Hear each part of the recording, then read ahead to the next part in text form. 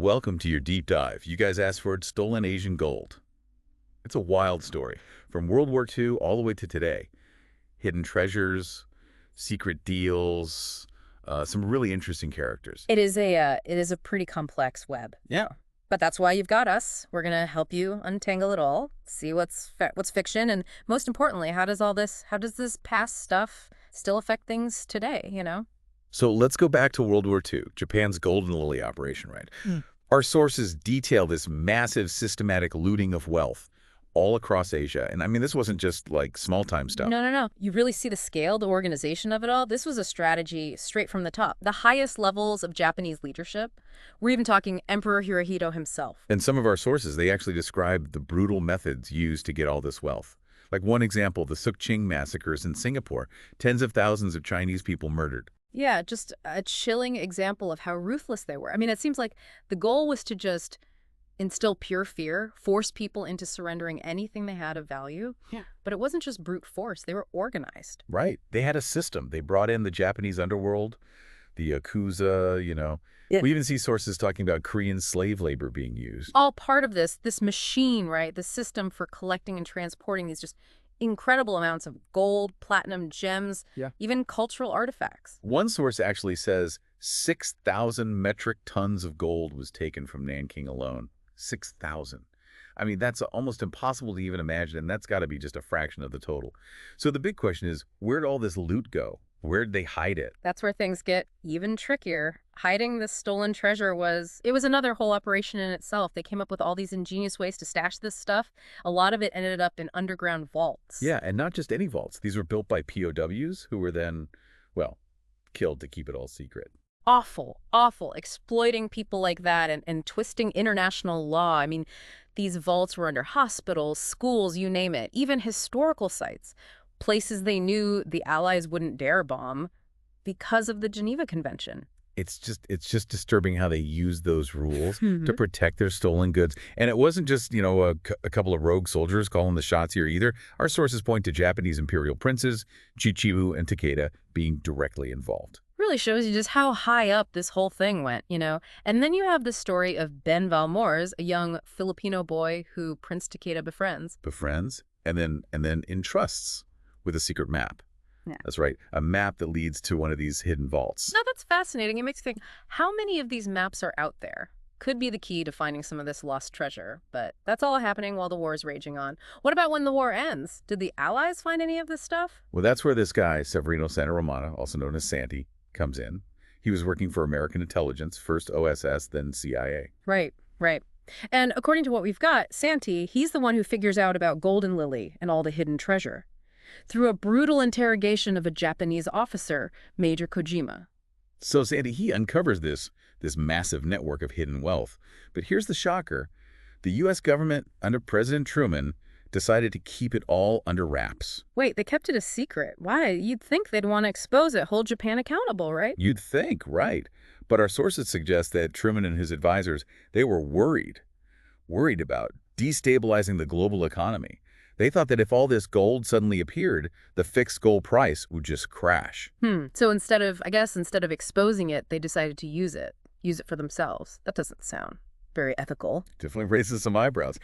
So they take this recovered gold and put it into a secret entity called the Black Eagle Trust, which they then use to finance covert operations, all this political maneuvering during the Cold War. Ah, so Cold War shenanigans fueled by stolen gold. Exactly. And the guys in charge of this Black Eagle Trust, they were major players. John McCloy, Robert Anderson, Ray Klein. Not exactly afraid to play dirty. Our sources even describe how they use these secret funds, bribing officials, rigging elections, even silencing political opponents. Italy, Greece, Japan. And you know what keeps popping up? The M Fund, this slush fund set up in Japan. It was originally under American control, but then Richard Nixon steps onto the scene and, well, things change. Nixon, he was vice president back then, but he was gunning for the presidency, right? Yeah. And, well, what we're seeing is that he basically made a deal. He gave control of this M Fund to Japanese Prime Minister Kishi Nobusuke. I gave it away. For what? Campaign donations? That's what it looks like, yeah. Illicit contributions to boost his campaign. Hold on, so are we saying Nixon traded away billions of dollars in secret funds just to get elected? That's a huge accusation. Huge. And it had a major impact on Japanese politics. This M fund, we're talking $35 billion in 1960. It basically became a tool for personal gain and political manipulation. Guys like Kishi and later Tanaka, they really took advantage of it. Man, this is getting crazy. It's like a spy novel. But it doesn't end there, right? That golden lily gold, it's got to be out there somewhere. You got it. The legacy of Golden Lily, the Black Eagle Trust, it stretches right to this day. We see it in the struggles of POWs, all the victims of Japan's wartime atrocities. They're still trying to get reparations. It's a tough battle, though. Lots of legal roadblocks and politics getting in the way. Man, it's hard to hear about these people still seeking justice all these years later. And then there's these gold certificates you mentioned, right? These financial instruments that are maybe connected to the Golden Lily treasure. They're causing all sorts of chaos in the markets. Yeah. Some of these certificates, like the 57s that are associated with Prime Minister Tanaka, some people think they represent actual ownership of this hidden gold. But how do you tell which ones are real and which ones are fake? It makes for a really, really volatile situation. We got billions in stolen gold, backroom deals, all these crazy characters, and one name that keeps coming up, Ferdinand Marcos, the former president of the Philippines. Where does he fit into this mess? Marcos, he was a complicated guy, super ambitious and driven by greed. Looks like he wanted to grab any of that Golden Lily treasure that was still out there, and he didn't care who he hurt to get it. Our sources talk about this guy named Roger Roxas, a Filipino treasure hunter. His story, I mean, it sounds like an action movie. He says he found a massive Golden Lily vault with a solid gold Buddha inside. Now that's a story. Unfortunately, it's also a tragedy. That Marcos, he was paranoid, right? He thought Roxas was going to spill the beans on his own treasure hunt, so he had him thrown in jail and tortured, all to try and force him to reveal the location of the gold. No way. Did Marcos get his hands on the Buddha in the end? It seems like it, yeah. Took the Buddha, left Roxas with nothing. A perfect example of how far people were willing to go for all that wealth. So even decades after World War II, this whole thing was still driving people to do some pretty terrible things. Yeah. I can't believe how one operation had such a long-lasting impact, you know? It's the power of gold, I guess, and the power it has to corrupt. But at the end of the day, it's a story about greed, about how far people will go for power and wealth. We still got more to uncover. We haven't even touched on all the other attempts to find this Golden Lily treasure. Even the Reagan White House got involved. That's right, that's right. Looks like the allure of Golden Lily, it's still as strong as ever. We'll get into all that in the next part of our deep dive. Last time, we were talking about how the allure of Golden Lily just didn't fade away. We've got sources mentioning this treasure hunter, Robert Curtis. He ends up mixed up with Ferdinand Marcos and all his, attempts to get the gold. It's like straight out of a movie or something. Oh yeah, Curtis's story is wild. Initially, Marcus brought him in for his expertise. The goal was to resmelt and hallmark all this gold, basically make it look legit, so it could be sold, on the international market without raising any eyebrows. So they couldn't just, find it. They had to clean it, too. Exactly. Laundering stolen gold, not exactly a walk in the park. But things go south pretty quickly for Curtis. Marcos, always the paranoid type, he gets suspicious. Starts thinking Curtis knows too much. Sources say he barely got out of there alive. Got a little too close to Marcos's inner circle, maybe. Marcos didn't hesitate to get rid of anyone he saw as a threat, that's for sure. But Marcos wasn't the only problem. Curtis also had to worry about this powerful network, the gold cartel. They basically control the entire gold market. Hold on. So now we've got a treasure hunter stuck between a crazy dictator and a shadowy cartel, all fighting over this giant pile of gold. This is high-stakes stuff. It really shows you the power dynamics going on behind the scenes. Absolutely. And this gold cartel, they knew about the Golden Lily treasure, and they were determined to protect their turf. If billions in stolen gold suddenly flood the market, that's a problem for them. Throws everything off balance. This is getting better and better. So we got this guy, Curtis, caught between Marcos and this cartel. What did they want with him? Control, right. The cartel wanted to maintain their grip on the gold market. Too much disruption and their whole system falls apart. Wow, it's crazy how much power they had. But even with Marcos gone, the story doesn't end, right? The hunt for Golden Lily, it kept going. There were sources mentioning this General John Singlaub, a former American intelligence officer. This is in the 80s now. He sounds like quite a character. Singlaub, oh yeah, he's a key figure in this group, the Enterprise. The Enterprise, like Star Trek? Not quite. This Enterprise was all about covert ops, under the radar stuff. Singlaub and his crew, they thought they could work outside the government and actually get more done that way. And Part of their plan involved finding this golden lily treasure, right?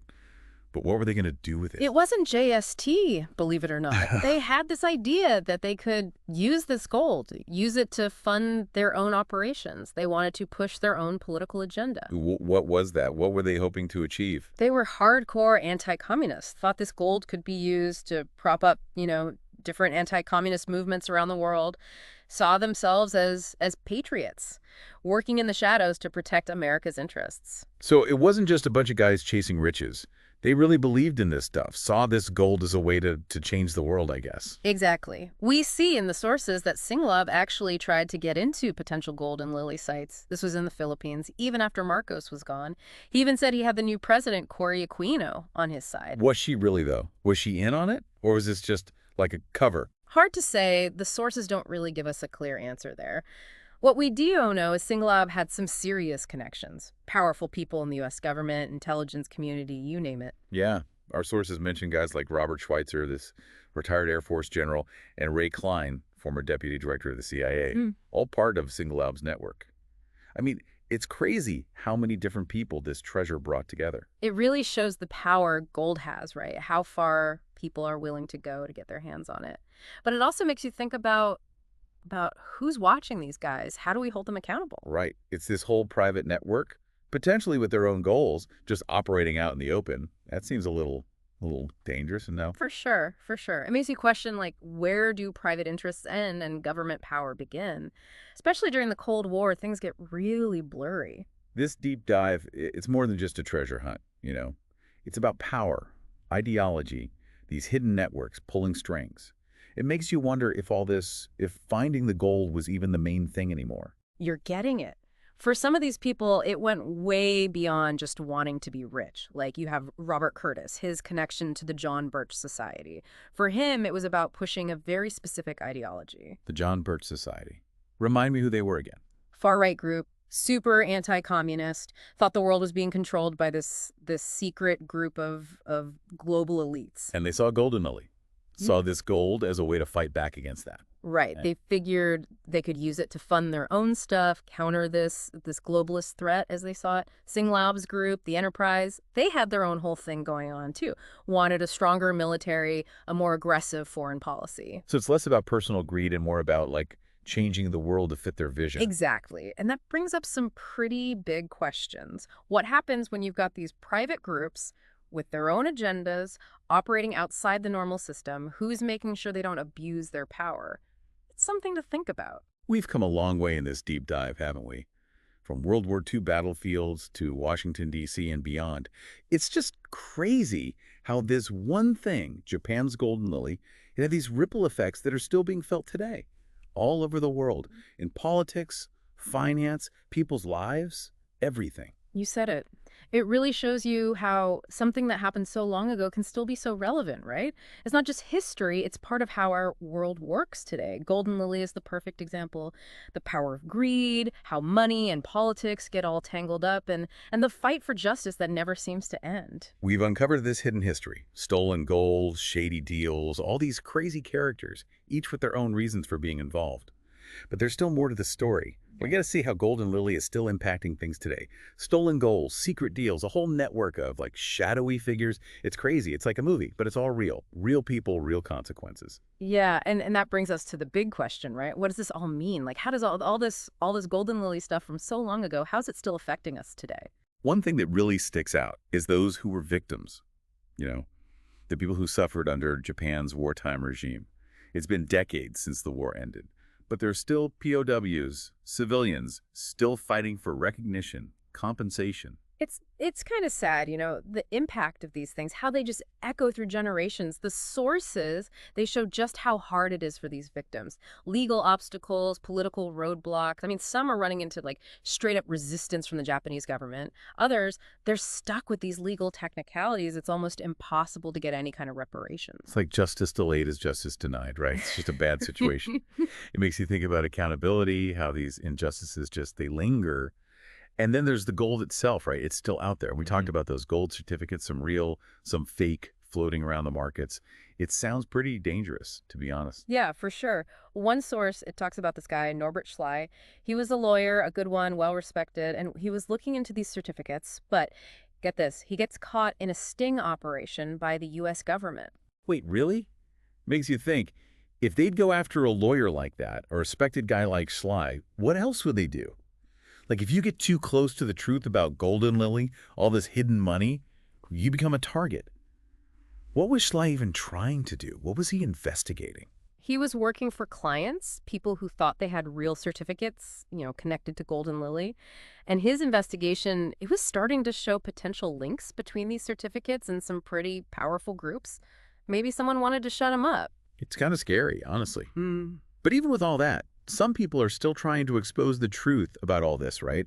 Our sources talk about Severina Sanaromana's heirs. They're trying to get their inheritance back, what they believe is rightfully theirs, from that whole Black Eagle Trust fortune. Right. But they're going up against some heavy hitters, like Citibank. These banks they're tangled up in all this secrecy. Do they even stand a chance? It's David and Goliath, for sure. But it's about more than just them, right? It's about holding people accountable, making things transparent. It's about getting the truth out there, about how all this stolen money has been used, who's controlled it, all that. Exactly. If they win, who knows? Maybe it'll inspire others. Maybe more people will come forward, demand answers.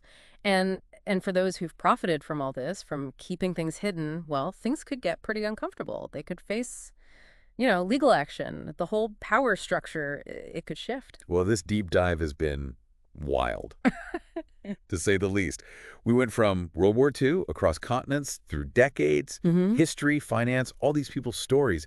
It really hits you how things that happened way back when can still be having an impact today. Yeah, and it shows you history is not just something in a book. It's still happening. It shapes the world. Golden Lily is a perfect example of that. Greed, how money and politics get all mixed up. And that fight for justice, it never really goes away, does it? You wanted to learn about stolen Asian gold, right? What are your takeaways from all this? It's all connected. It's amazing how one event driven by greed and ambition could have all these consequences, and they're still playing out today. It's a story that makes you think about some hard truths: power, who we hold accountable, and all these hidden forces that shape, well, everything.